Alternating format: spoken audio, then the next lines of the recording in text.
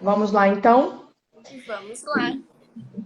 Vamos, vamos honrar a pontualidade, né, Isa? Exatamente, tá certo, né? Começar no horário bonitinho. Exatamente. Bom, algumas pessoas que eu estou vendo que já estão aqui nos acompanhando, já conhecem esse projeto, já viram algumas lives referentes a esse projeto. Trata-se de um projeto chamado Revoada Feminista. É um projeto que teve início com um grupo de ginecologistas e obstetras pelo Brasil afora. Por isso tem esse nome de uma revoada. São várias mulheres trabalhando em conjunto, levando o conhecimento à sociedade e não somente às mulheres a respeito dos direitos sexuais e reprodutivos das mulheres. E por que que esse tema ele se tornou mais relevante durante a pandemia? Na primeira live que eu tive a oportunidade de fazer com a doutora Ida, ela expôs muito bem. Ela está aqui até participando hoje, a Revoada Jovem, é isso mesmo. Levada jovem. Expôs para a gente que o problema no Sistema Único de Saúde referente ao atendimento às mulheres nesse período de pandemia, ele se tornou realmente uma problemática, tendo em vista que todos os olhos da medicina, nesse momento, estão voltados para o enfrentamento ao Covid. Então, mais uma vez, nós mulheres estamos sendo preteridas diante das nossas necessidades, como, por exemplo, a questão da maternidade, a questão dos direitos sexuais da mulher, e aí está tendo uma dificuldade de atendimento, e isso daí prejudica, colocando a mulher mais uma vez em uma situação de como preterida mesmo na sociedade. Sabemos que tem a importância agora do enfrentamento ao Covid, que realmente deve ter toda essa atenção, mas que todas as outras necessidades não podem ser esquecidas diante do momento que vivemos. Então, é um projeto muito bonito, é um projeto que está sendo realizado diariamente por várias mulheres de todo o Brasil, e hoje, então, eu tenho a oportunidade de estar aqui com a Isabela Birkenbrock, tem 16 anos, essa jovem estudiosa, ativista feminista, que eu tive a felicidade de conhecê-la, acho que tem 2 anos, né, Isabela? Faz um tempinho já. Tive a oportunidade de conhecer, filha do Dr. Leonardo Breckenbrock, que é advogado trabalhista em Ariquemes, da Alana, pessoas queridíssimas que tive um imenso prazer de conhecer, e junto veio a filha, e que, para minha surpresa, na primeira conversa que nós tivemos, ela já mostrou o seu entusiasmo e interesse com o assunto direito das mulheres. E aí, quando eu fazia a minha live com a Mara, que acabou de entrar aqui, tá participando com a gente, ela me disse que ia participar. E aí a Isabela, ela se manifestou que tinha também o interesse em fazer. Então, assim, para mim isso foi honroso, Isabela, porque quando nós vemos esse tipo de assunto sendo discutido por pessoas mais jovens, isso mostra uma mudança de comportamento na sociedade, e é uma mudança que ela tem tido esse efeito justamente por conta do grande trabalho como é o da Revoada Feminista. São trabalhos, sou fã das duas, eu que sou sua fã. É um trabalho que vem sendo feito como o da Revoada Feminista, assim como tem outros a nível mundial, e isso faz com que pessoas mais jovens já tenham essa mudança, e é o que nós buscamos, uma mudança para as próximas gerações. Então, hoje, quando eu publiquei, várias pessoas sempre comentam: nossa, mas vocês só falam sobre isso. Mais uma vez, uma live com o assunto de direitos das mulheres, feminista. Vocês não cansam de falar a respeito disso. Inclusive, eu vi que a Mara fez um post excelente alguns dias atrás também, falando a importância de tratarmos diariamente sobre essa questão. Mais de 130 mulheres são mortas por dia por seus cônjuges, companheiros, namorados, ex-maridos, ex-namorados, simplesmente pelo fato de serem mulheres ou deles não admitirem o término de uma relação, ou de não admitirem, ou de exigirem que as suas mulheres tenham um comportamento conforme os padrões que eles acham que são os corretos para nós mulheres. Então, Além do assim, mais, como você falou, que como a gente está em tempo de pandemia, houve um aumento da violência doméstica nesse tempo de quarentena. Então, é muito importante a gente estar abordando esse assunto e ele não pode ser esquecido, né?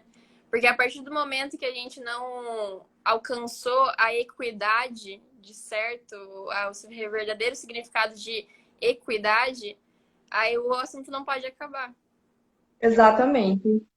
E a estatística para isso, para que nós alcancemos essa equidade, essa igualdade, para que nós possamos ver isso materializado, é bastante triste, porque nós temos uma estimativa de aproximadamente 200 anos para que, se tiver implantação de políticas públicas, para que nós possamos falar em igualdade de gênero no nosso país. Mas, feita essa abertura, essa abordagem inicial, Isabela, eu gostaria que você também falasse um pouquinho mais de você e a gente entrasse, então, num assunto que, ainda dentro dos direitos sexuais e reprodutivos da mulher, você, em razão de alguns estudos que tem feito, nós vamos entrar um pouquinho mais, nos aprofundarmos um pouquinho mais nos crimes que têm sido praticados, crimes sexuais praticados contra as mulheres. Então, está com a palavra. Então, meu nome é Isabela, assim como todos já sabem. Faz pouco tempo, não faz pouco tempo, desde o 7º ano que eu comecei a me interessar por estudar o direito das mulheres. E, por incrível que pareça, no 7º ano eu já tinha feito uma palestra na minha sala. Eu pedi autorização da minha professora de português, que era a professora que era conselheira da nossa sala. E eu quis fazer uma palestra sobre feminismo porque, querendo ou não, a gente desde nova já sofre muita coisa em questão desses padrões que são impostos pra gente, são fatores sociais, né, que são impostos a todos nós e que faz a gente entrar em um senso comum. E a gente não pode se culpar por isso, é óbvio, porque é algo que está imposto há muitos e muitos anos, desde que o homem é homem, desde que a mulher é mulher, isso é imposto para nós. Então, eu sempre fiquei muito interessada. O meu pai mesmo diz que eu sou uma pessoa, assim, palavras do meu pai, eu nunca ouvi outra pessoa dizer diferente, que eu sou uma pessoa muito humanista.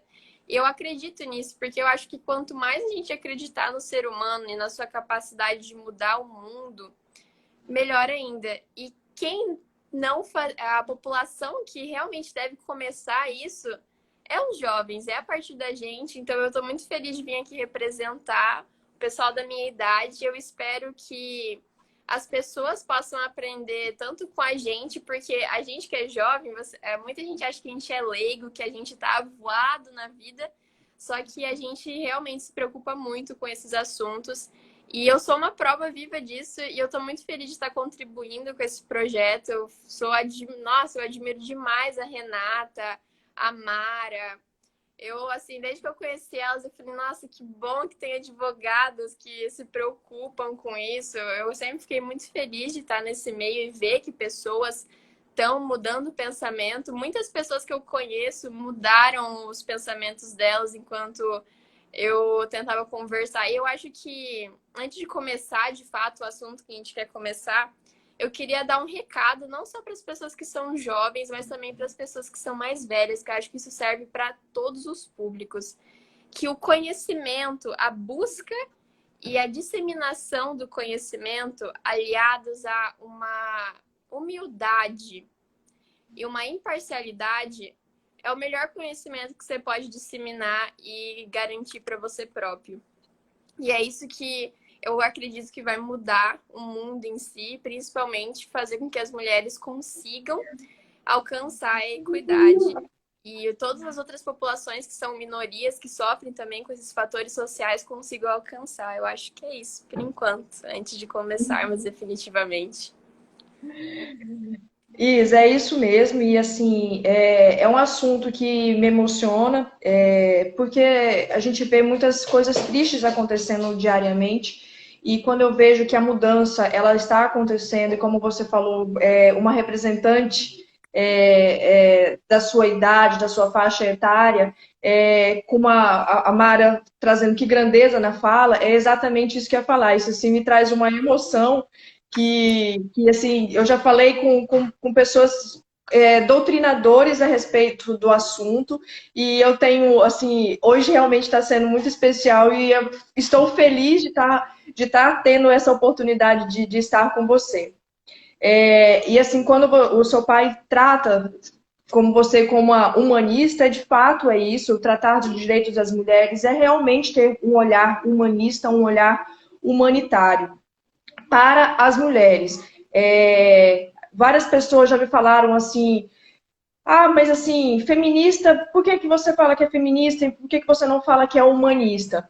E assim, tem uma necessidade de se falar que é feminista, e eu não tenho vergonha de falar que assim sou, porque direitos humanos, ser humanista é olhar para um todo.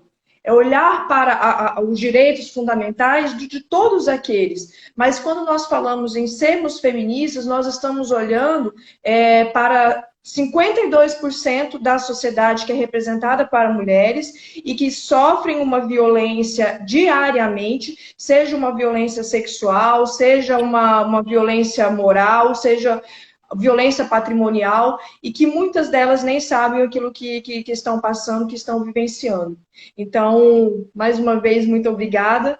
E então a gente dá aqui início à nossa abordagem, que dentro do tema direitos sexuais e reprodutivos das mulheres, conversando com a Isabela, ela me falou que tinha feito um curso em Harvard, e hoje nós, então, já me passou muito na frente, viu, Isabela? Porque eu ainda não tive a ousadia de fazer um curso em Harvard. Então, assim, me tenha hoje aqui como uma aprendiz de tudo que você vai trazer, de tudo que você vai falar, porque embora eu sei que é uma problemática, é um assunto que para mim também é uma novidade, porque você me mostrou números que eu não tinha conhecimento.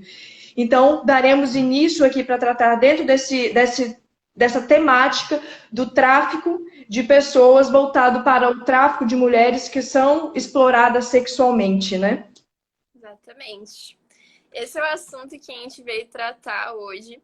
Eu acho um assunto muito importante de ser tratado, porque por mais que a gente vê muito, a gente tenha conhecimento, eu acho que isso é um problema hoje em dia na nossa sociedade. A gente tem muito acesso a conhecimento, mas pouco saber de como usar esse conhecimento. E a gente tem que acabar abordando, porque como a Renata disse, são direitos fundamentais. E esses direitos, a partir do momento que não são garantidos, eles têm que ser falados. Não tem como a gente, por exemplo, colocar a sujeira debaixo do tapete e esperar que ninguém veja, sabe? Eu acho que esse é o ponto que a gente tem que mostrar mesmo. Então, o que a gente veio falar hoje é sobre o tráfico sexual. E o tráfico sexual, por incrível que pareça, tráfico humano em si, hoje em dia nós temos entre 21 a 32 milhões de escravos no mundo. Esses escravos é o que a gente chama de escravos porque o tráfico sexual é uma escravidão contemporânea. E 22% desse tráfico humano ele é usado para atos sexuais. E 70% das vítimas de tráfico humano são mulheres. 70% são mulheres. Não querendo, assim, acobertar os homens que são assolados também por esse tráfico, mas a gente está querendo falar de um número que, querendo ou não, se sobressai. E 49% dessas mulheres são adultas, 23% são menores de idade, só que tem um lá dentro. Desses 23%, eles estão crescendo, que são menores de idade, porque tem um certo fator que eu já vou abordar que ele impulsiona isso, que é a indústria pornográfica, que é algo que alimenta diariamente o tráfico sexual sem a gente nem imaginar, sem a gente nem perceber. E uma coisa que eu até falei para a Renata antes é que a gente não tem ideia dos malefícios que isso causa para as pessoas que estão consumindo a pornografia e para as pessoas que estão inseridas dentro da pornografia.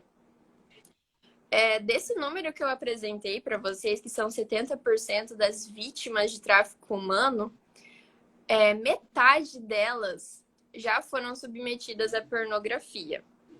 E isso a gente chama de uma conexão direta, né? Porque é quando a gente está tendo contato direto entre a indústria pornográfica e o tráfico sexual, que é o primeiro ponto da gente ter em mente que é uma conexão em si, que alimentam um ao outro.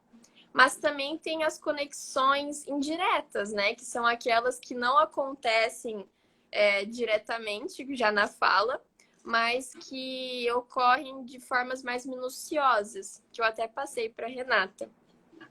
Essas conexões, a gente tem algumas delas, como, por exemplo, as incidentais, porque a partir do momento que as pessoas começam a ver a pornografia e ver filmes, vídeos, é abordado, a mulher, de fato, ela é abordada como ato secundário, só é retratado o prazer do homem e isso é o que a gente vê. Então, esses conexões incidentais é quando a pessoa, o telespectador, ele acaba perdendo essa compaixão pelas pessoas que estão sendo submetidas ali no vídeo, porque a gente mal sabe, mas muitas dessas vítimas podem ser, sim, vítimas de tráfico sexual também, podem ser podem ser escravas sexuais, e a gente não sabe, porque é óbvio que eles nunca vão publicar um vídeo ou um filme em que a mulher pede socorro no meio do vídeo. É óbvio que isso nunca vai acontecer. E eu até estava falando disso com meu pai, que na maioria das vezes a gente culpa a atriz que tá ali no meio. A gente fala, não, mas é consentimento dela, ela quis, ela tá ali porque ela quer. E isso, assim, querendo ou não, é um consentimento, mas está mais ligado para uma coerção, entende? Por causa das iscas que são jogadas a elas hoje em dia. Mas a gente também não culpa o produtor, o cara que é assessor, o cara que está filmando, o outro ator que está ali com ela, que é o que menos sofre danos dentro dessa indústria. Então, a gente tem que rever os nossos conceitos do que a gente... de muita coisa em que a mulher está inserida hoje em dia. E só para terminar de falar das conexões, também tem a conexão de oferta e de demanda, que é quanto mais as pessoas consomem vídeos pornográficos, mais elas querem atuar dentro da indústria. Isso é um problema porque elas não têm noção das consequências. Não é mostrado, como aqui a gente está falando, as consequências que tem nessa indústria. E muitas são as consequências, como, por exemplo, a transmissão de DSTs, que já entra numa parte dos direitos reprodutivos da mulher, os abusos sexuais que são cometidos, os procedimentos dolorosos em que as mulheres são submetidas. E, por incrível que pareça, esses procedimentos dolorosos e que são mais, vamos dizer, violentos, são os que mais elas recebem. Então, elas recebem mais dinheiro por esses procedimentos em que elas sofrem mais, porque é o que quem está consumindo mais procura, entende? Tem uma pergunta. Chegou uma caixinha pra gente. Chegou aqui. A tabunização da sexualidade e a falta de diálogo saudável sobre o assunto contribui ao problema? Sim, contribui, com certeza. Exatamente aqui no formato que a gente está fazendo, a gente está quebrando um tabu, porque em qualquer lugar que você chegar, se você for falar sobre pornografia, alguma coisa do tipo, as pessoas já vão entrar em um estado de não quero conversar sobre isso, vamos deixar para depois. Como também é um tabu conversar sobre menstruação, como conversar sobre meios contraceptivos. Então, muita coisa é tabu hoje em dia, e isso não só traz malefícios para as mulheres, mas também para os homens, porque é importante pontuar que o machismo, ele não prejudica só a mulher, ele prejudica o homem também em muitos aspectos. E daí, como eu estava falando dos malefícios da indústria pornográfica, que agora, inclusive, é meu amigo que mandou a pergunta. Obrigada, Jeter, pela pergunta. Eu fico feliz de estar participando. Como eu falei também, é apenas retratado o prazer do homem. E há uma grande infantilização da mulher em questão. E aí que entra também essas partes dos tabus e dos padrões sociais. Porque o corpo da mulher, o corpo da atriz, é um corpo perfeito, vamos dizer, dentro da sociedade. E essa infantilização a gente diz em questão da depilação em si, do jeito que elas são retratadas também nesses filmes. Nos Estados Unidos, em sites, enfim, em sites de pornô, o que é mais pesquisado são teeny boopers, que são adolescentes. Então, o que eles mais procuram nesse site são ver atrizes se fazendo de adolescentes. O que, querendo ou não, potencializa a pedofilia, né, no caso. E para eu poder finalizar também as conexões, que eu já Não tô. se preocupa, não tenha pressa. Tá ótimo, eu tô aprendendo. Ai, que bom, que bom. É que eu fico assim, será que eu tô falando muito e tal? Não, tá perfeita, Isa. Pode continuar Não, beleza, tranquilamente, com o tempo. obrigada. Qualquer coisa, a gente começa outra live. Que bom, beleza, tranquilo. Além disso, das conexões que eu estava falando, das conexões indiretas, que eu falei das incidentais, da oferta de demanda, eu também quero falar do manual de treinamento que eles falam. Que quando essas meninas que são pegas para tráfico sexual, parte delas são usadas para pornografia. Como eu falei, metade delas são submetidas à pornografia. E outra metade delas são escravas sexuais. E esse manual de treinamento seria que a pornografia ela é mostrada para essas meninas que estão sendo submetidas a esse tráfico sexual, a como elas devem fazer, a como elas devem entrar nesse meio, sabe? E querendo ou não, se você for pesquisar, se qualquer pessoa for pesquisar sobre a pornografia em questão e no olhar de sexólogos e tal, eles vão criticar arduamente, porque o sexo, ele não é retratado de uma forma correta dentro da indústria pornográfica. Isso, querendo ou não, também traz malefícios para quem está consumindo. A gente já falei aqui o tanto de malefícios que a pessoa que está consumindo pode adquirir para ela mesma. Então, são muitos, são assim, a gente nem consegue, eu vejo assim, o tanto de gente, tanto de mulheres, atrizes que depois que saem desse meio sofrem muito. E como eu mandei no esquema para Renata também, essas meninas que geralmente entram na indústria pornográfica, elas são contratadas por um assessor de talentos, elas têm entre 18 e 21 anos.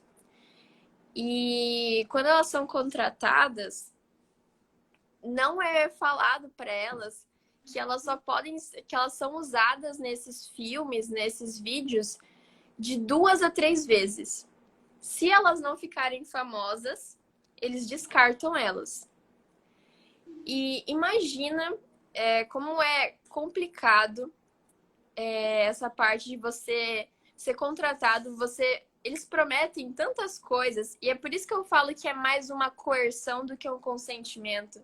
Porque o que é mais usado para elas é: eu vou te tornar famosa, você vai ser uma grande atriz, você vai ganhar dinheiro fácil, você vai ganhar muito dinheiro. E de fato, elas ganham muito dinheiro. Mas eu vou fazer uma pequena comparação para vocês entenderem.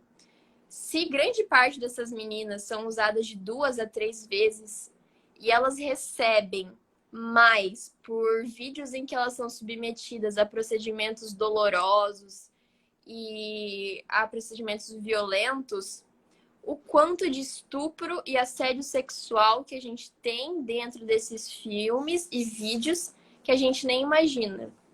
Casos Porque subnotificados, né? Exatamente.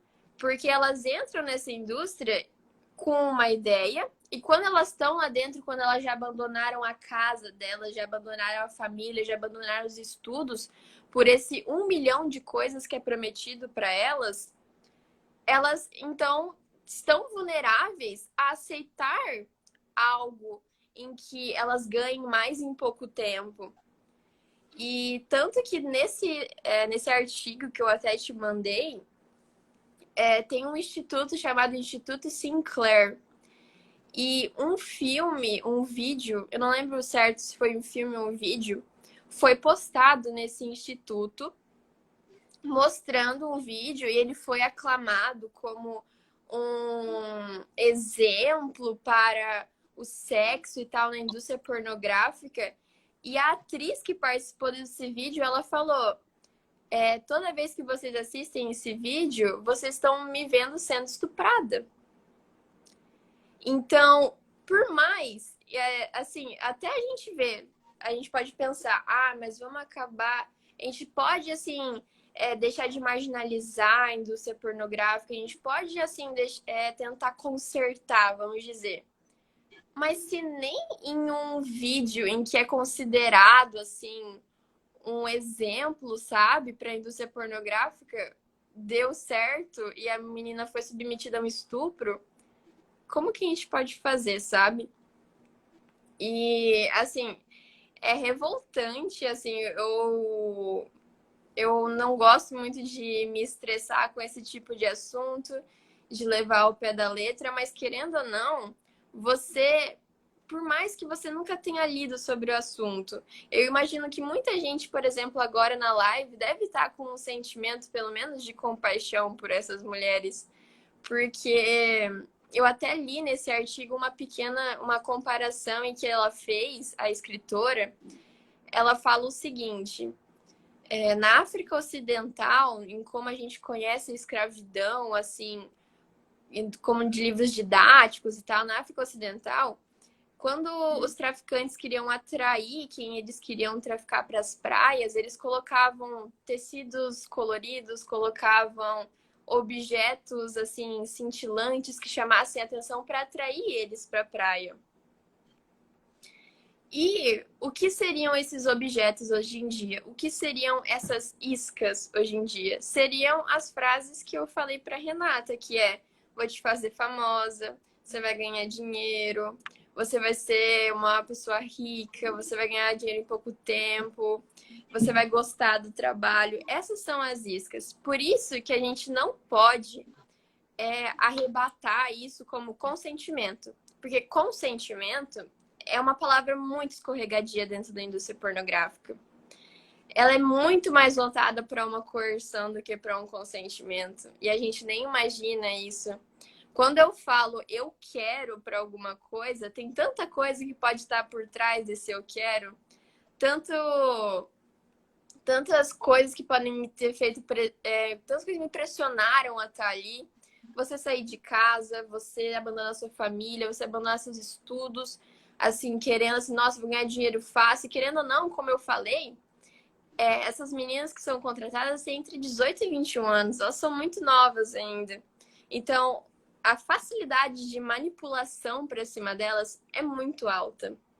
Uma imaturidade, né? Existe uma imaturidade ainda, é uma vulnerabilidade que faz com que acreditem. Possivelmente são pessoas de uma classe baixa que não tem condição nenhuma financeira, condição cultural, talvez até educação, e que são ludibriadas, né? Com essa fama, com esse dinheiro que viria, né?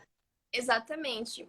E como eu apresentei alguns dados para Renata, desses 21 a 32 milhões de escravos que a gente fala que são os escravos da escravidão contemporânea, que é o tráfico humano, eles vêm a maior parte de populações vulneráveis, como, por exemplo, imigrantes, refugiados, empobrecidos e crianças. E, em grande parte, o traficante fala a língua dessas pessoas, das pessoas que estão sendo traficadas no país. Então, e também, em grande parte, devem também para esse traficante. Então, são pessoas vulneráveis, como eu te disse, são pessoas vulneráveis, querendo ou não. E tanto no tráfico sexual, que pode estar ligado à pornografia, que a mulher pode estar sendo usada para pornografia, quanto na indústria pornográfica mesmo. Entende? Temos pais orgulhosos acompanhando aqui, Isa. Eu até me distraí quando a minha mãe mandou. Não vai chorar agora, não. Porque, tipo, ela falou puxão de orelha na mamãe ao vivo. É porque teve um dia que a gente tava conversando sobre isso. E a minha mãe, assim, ela tava com uma opinião diferente. Ela falou: não, mãe, vamos, né, mudar um pouquinho de opinião. eu acho importante isso, da gente conversar assim abertamente. E uma coisa que eu vejo, assim, só fazendo um pequeno adentro, uma coisa que eu vejo muito hoje em dia, no movimento feminista mesmo, são como é abordado os assuntos que a gente vê. Eu acho que quando a gente não pode culpar nenhum homem e nenhuma mulher de ter um pensamento machista, porque eles estão presos em um senso comum. E tem a minha idade ou é mais velho, já estudou Platão, a teoria da caverna, os que estão dentro da caverna, e quando você tem um mundo inteligível, um mundo sensível. Então, esse é o ponto, entende? A gente tem que saber como a gente vai abordar isso. A gente, de forma alguma, pode tentar. Tô com uma participação especial, você tá querendo aparecer. Tá ouvindo tudo, daqui a pouco vai estar. Exatamente. Mas, como eu tava falando, a gente tem que ter muito cuidado na forma que a gente foi abordar, porque a gente não pode culpar as pessoas de estarem presas a um senso comum. A gente tem que tentar, o máximo possível, tentar convencer aquelas pessoas de uma forma com conhecimento. É como eu falei, se você passar e adquirir conhecimento com humildade e... Eu falei humildade e... eu esqueci. Mas se você passar e adquirir conhecimento com humildade, você vai ter a melhor forma de conhecimento possível. E é importante que a gente saiba que nós nunca seremos donos de uma verdade absoluta.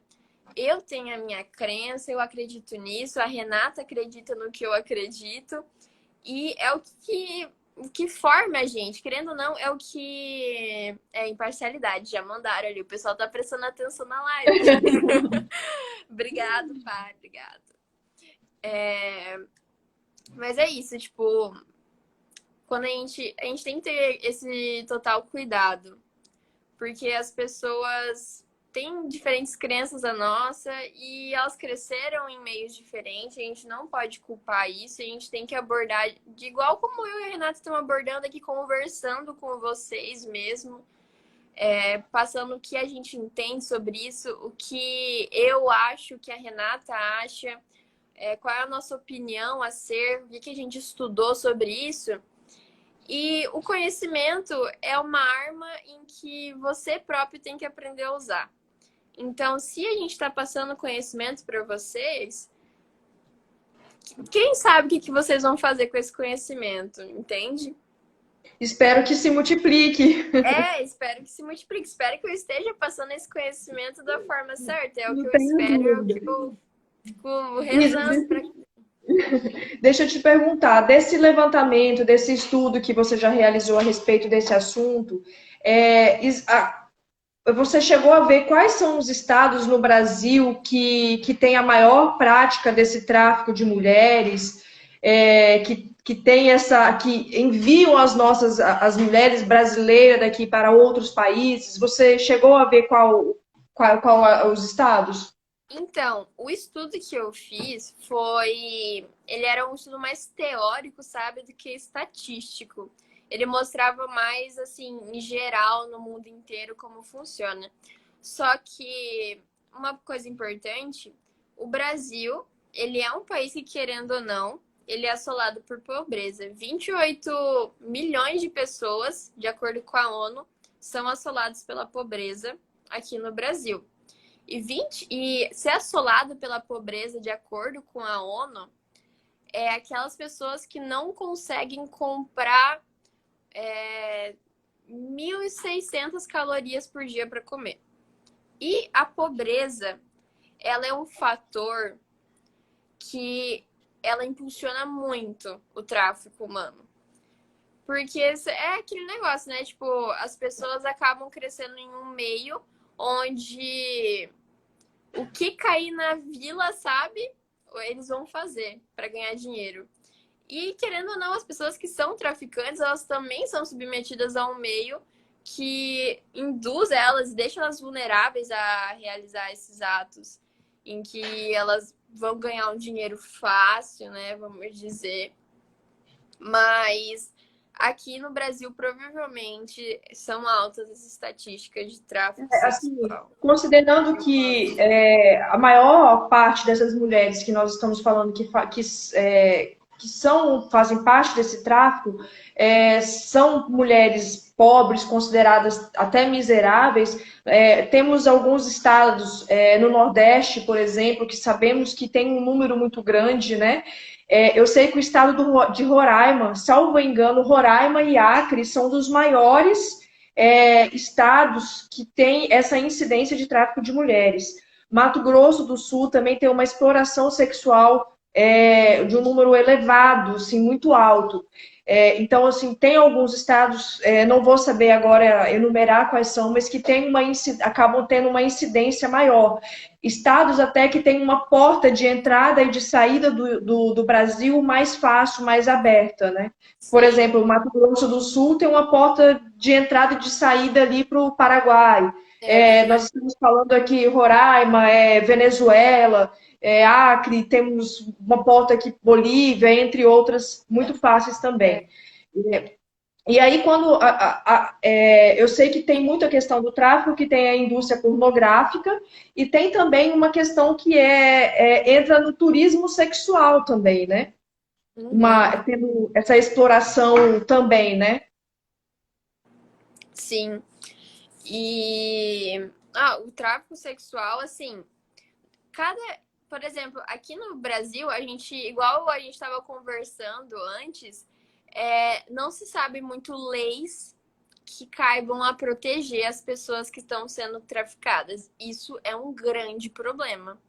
Isso é um grande problema porque mostra que, imagina, um país como o nosso, que querendo ou não é assolado pela pobreza, é um país que está assim, tá em desenvolvimento, mas ainda assim existem grandes taxas de pobreza. Querendo ou não, a gente deveria estar se preocupando com isso, a gente deveria estar adquirindo o nosso sistema, como que eu posso falar, assim, judiciário e tal, nosso sistema judiciário deveria estar trabalhando nessa questão, porque, como a gente disse, a partir do momento em que os direitos fundamentais não são garantidos para toda a população em si, de forma igual, já é um assunto que tem que ser abordado. E, assim, eu fico, assim, um pouco preocupada e eu espero que, pelo menos, eles mudem essa concepção. E eu mandei para você a lei de TVPA nos Estados Unidos, que é uma lei muito interessante. Eu gostei muito do formato dessa lei que foi colocada nos Estados Unidos. Que eu vou até ler aqui para eu não errar, que ela coloca que um ato sexual comercial é induzido pela força, fraude ou coerção. Vocês perceberam que eu abordei bastante a palavra coerção aqui. E isso é extremamente importante. Eu peguei um exemplo que foi citado que foi citado no artigo, que é do Corey Davis. O Corey Davis, ele era um cara que trabalhava num cafetão dos Estados Unidos e foi encontrado com ele um livro chamado, um livro não, é um livro mesmo, só que é mais um estilo carta, que é The Willie Lynch Letter. O que seria esse livro? Esse livro é um livro que ele mostra, e esse Willie Lynch, há muitos anos atrás, há 300, 1700, esse Willie Lynch, ele era um cara que ajudava a como adestrar os escravos. E os colonos que tinham dificuldade de adestrar esses escravos, eles iam até esse Willie Lynch e ele ensinava para eles como adestrar esses escravos, entende? Tanto que tem uma frase que ele fala, é tipo como se fosse lidar com um cavalo, sabe? Pra você ter noção, assim, do como é pesado o conteúdo que se trata desse livro. E ele trabalhava nesse cafetão e quando ele foi preso, foi encontrado esse livro junto a ele no carro, mais muito dinheiro. E também ele usava uma camisa que falava os espancamentos continuarão. E assim, a gente já vê uma abordagem diferente. E esse cara, muita gente, houve uma grande mobilização, se eu posso dizer, nos Estados Unidos, mas também muitos movimentos sociais a ser quando ele foi julgado, porque as mulheres que estavam ali no cafetão dele, elas tinham liberdade de ir e vir, elas poderiam sair a hora que elas quiserem, elas eram americanas, elas não eram de outro país, ou seja, elas não estavam sendo traficadas, entende? Assim, internacionalmente, mas nacionalmente, vamos dizer que sim. Só que elas sofriam ameaças, elas sofriam pressão psicológica e elas sofriam violência. Então, houve assim um grande, por isso que essa lei, ela mudou muita coisa nos Estados Unidos, porque se fosse uma lei onde só falava, mas tráfico sexual quando a menina ela é menor de 18 anos e usa força, fraude e violência, ele já não poderia ser julgado como culpado. Porque o que ele usava não era uma arma física, mas uma arma psicológica, uma arma coercitiva. Que muitas vezes pode ser muito pior do que Muito uma arma. pior. Exatamente. Porque além do fato de, como eu falei também para você, a expectativa de vida de uma atriz pornô e tal é de 35 a 40 anos. E quando eu ouvi essa estatística, eu fiquei de cara, porque eu nunca ia imaginar isso. A expectativa de uma atriz, de uma atriz ou de um ator pornô é de 35 a 40 anos por causa dos transtornos psicológicos que a pessoa adquire. E essas meninas que são traficadas, imagina ainda mais.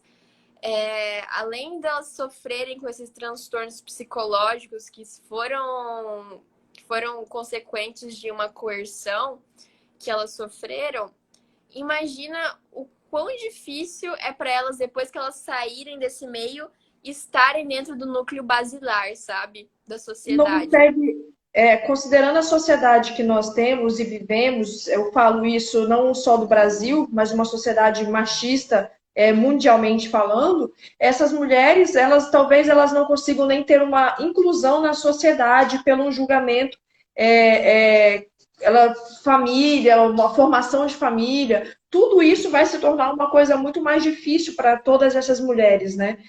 Enquanto o homem, ele, embora também possa sair com efeitos psicológicos, mas ainda sai como o garanhão, e enfim, com E todas até esses. ele pode sim ser mais fácil, não vou dizer que não é difícil, mas é mais fácil para ele voltar para a sociedade em si, entendeu? Ser incluído no núcleo basilar é muito mais fácil para ele do que para uma mulher.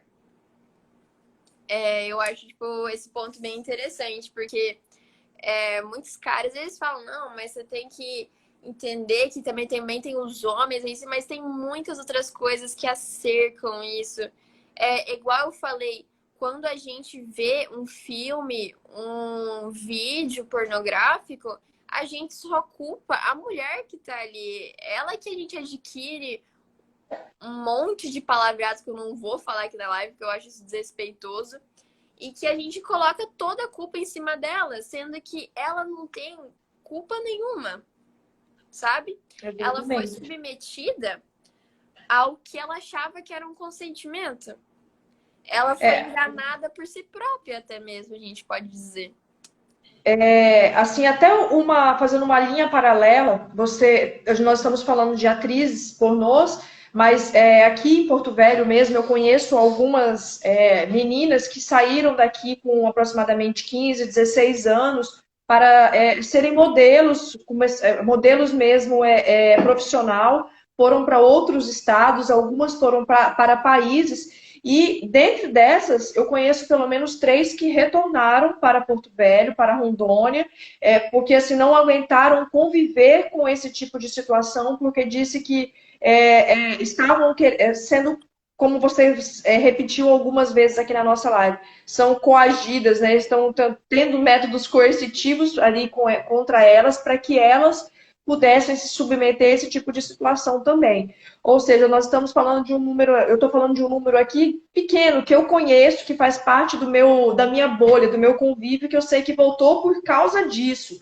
Quantas outras que, de repente, não acabam entrando no meio dessa situação e talvez não consiga nem sair. Também, ainda não falando também de atrizes, mas não pornôs, nos últimos anos, quantos relatos nós temos visto de mulheres, em casos de atores famosos, atores americanos, idolatrados por muitas pessoas, teve um movimento que até. exatamente, que durante a gravação de cenas que envolvia cenas de sexo, que elas estavam sendo forçadas, machucadas, naquele ato que estava sendo realizado, que era para ser cenográfico, né? E recentemente aqui no Brasil, eu vi uma atriz da Malhação, ela relatando isso, que o diretor da novela, da Malhação, induziu que ela tinha uma cena para poder gravar e ela estava com dificuldade de gravar aquela cena.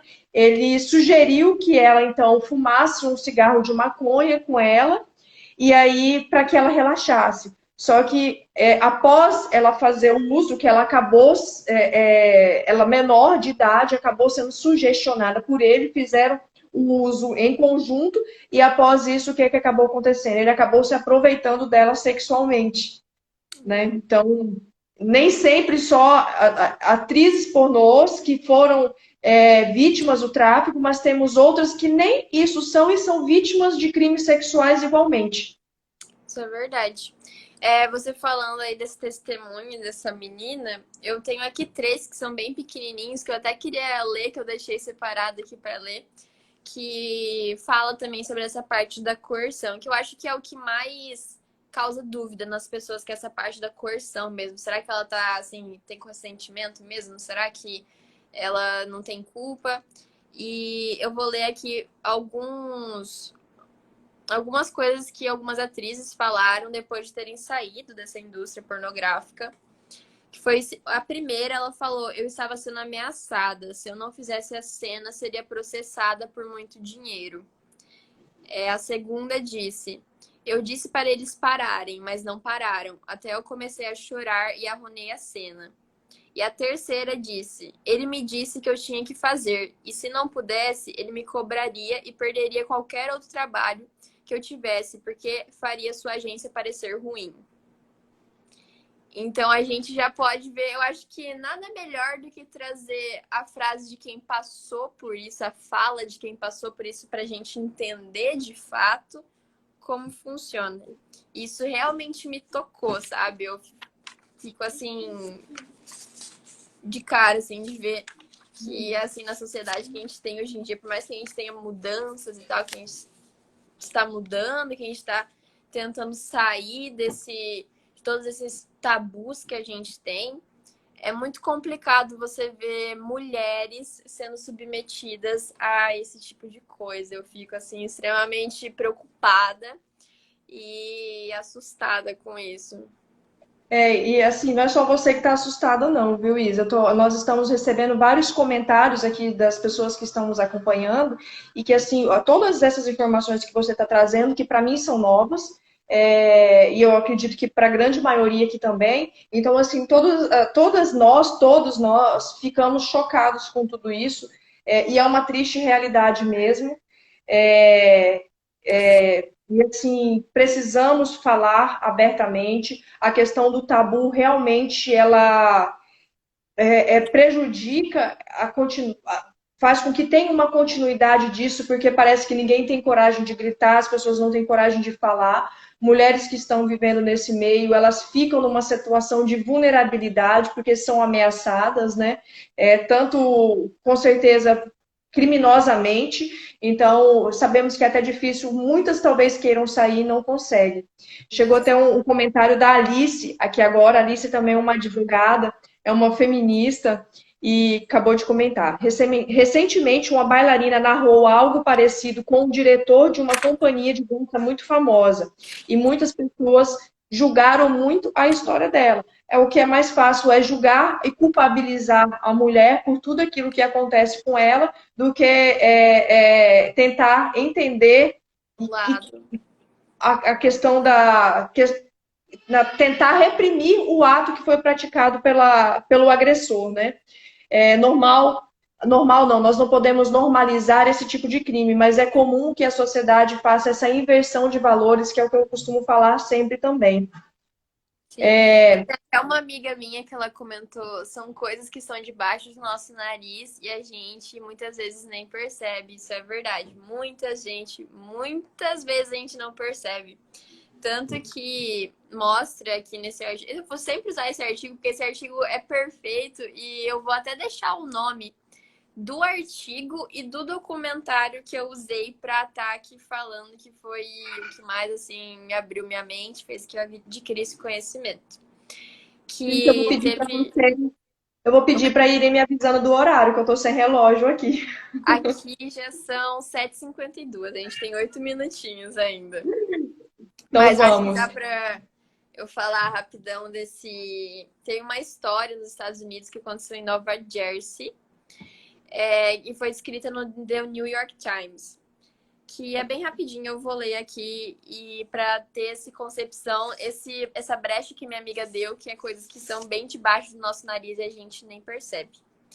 Em uma dica, a polícia de Plainfield invadiu uma casa em fevereiro de 2002, esperando encontrar estrangeiros ilegais trabalhando em um bordel subterrâneo.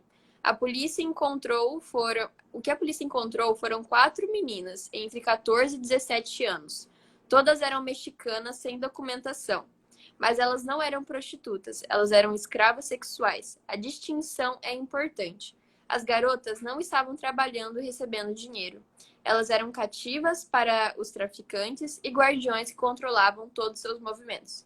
A polícia encontrou um equivalente a um navio de escravos do século XIX, com banheiros rançosos e sem porta, colchões nus e pútridos e um estoque de penicilina, pílulas do dia seguinte e misoprasol. Um medicamento anti-ulceroso que pode induzir o aborto.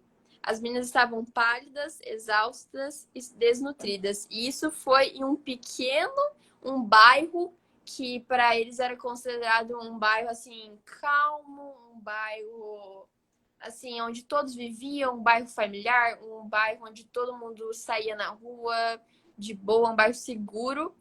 E foram que encontraram em uma casa nesse bairro que aparentemente parecia ser que só guardava coisas boas dentro dele. Que normalmente é isso, né? Ele tem que fingir ter uma aparência e ali dentro tudo que está sendo praticado, né? Porque sabemos, é crime, então eles não podem ter isso daí de uma forma escancarada, que seria um estabelecimento de exploração sexual. Chegou aqui uma mensagem, Fórum Popular de Mulheres. Como o corpo feminino sempre foi visto como objeto e propriedade do prazer e do poder, a violência sexual contra mulheres e meninas sempre é tratado com um julgamento preconceituoso e machista. Inclusive, essa questão do julgamento preconceituoso e machista é que esses tempos atrás vieram me perguntar, estava tendo uma discussão de um grupo que eu não faço parte, mas é um grupo de mulheres esposas de militares. E essas mulheres, esposas de militares, estavam discutindo a desnecessidade de ter uma delegacia especializada de mulher.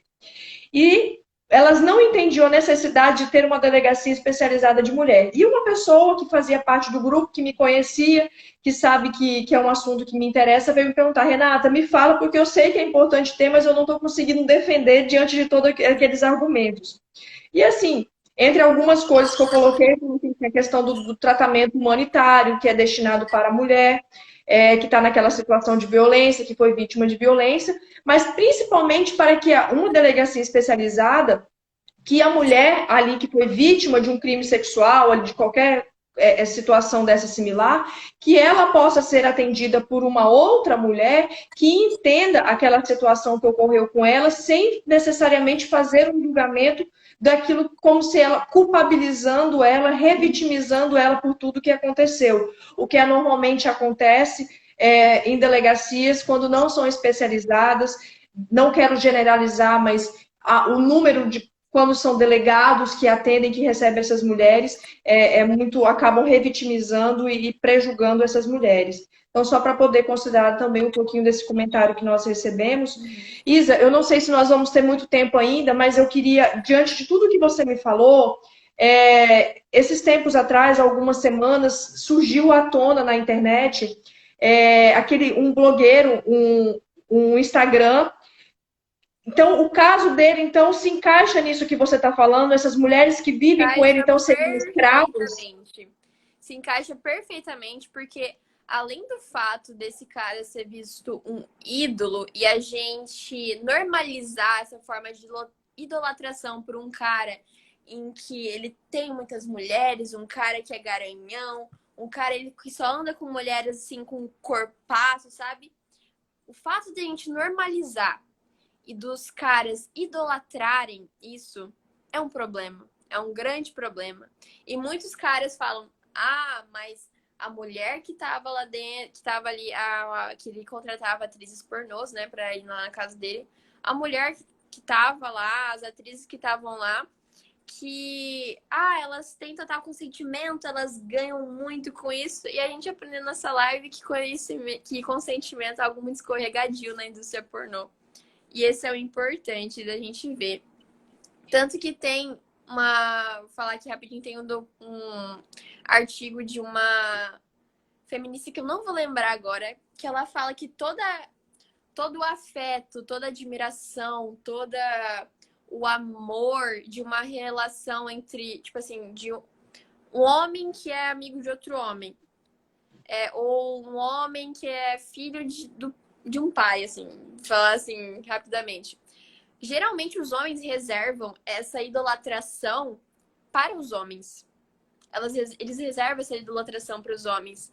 E para as mulheres só resta um envolto, onde os homens guardam elas e, assim, protegem de tudo que está à volta deles e criticam com qualquer movimento. Igual meu pai, ele falou de uma vez que ele tá num grupo de moto e tem uma mulher que anda muito bem de moto, ela faz manobras incríveis, e os caras, eles se impressionam mais pelo fato dela ser mulher e tá fazendo isso, do que pelo fato dela estar fazendo bem o que ela faz. Isso Sim. É algo muito importante. Eu só queria corrigir também que eu falei errado o nome do remédio, até a doutora Cida acho que me corrigiu. Ainda está acabando a nossa live, falta 24 segundos. Mas foi isso, gente. Então, quero te agradecer muito nesses últimos 15 segundos. Foi excepcional, muito obrigada mesmo. Queria ter conseguido ler todos os comentários, não quis, mas fica aqui a minha imensa gratidão e a minha honra de ter tido a oportunidade de falar com você esse assunto. Obrigada, gente.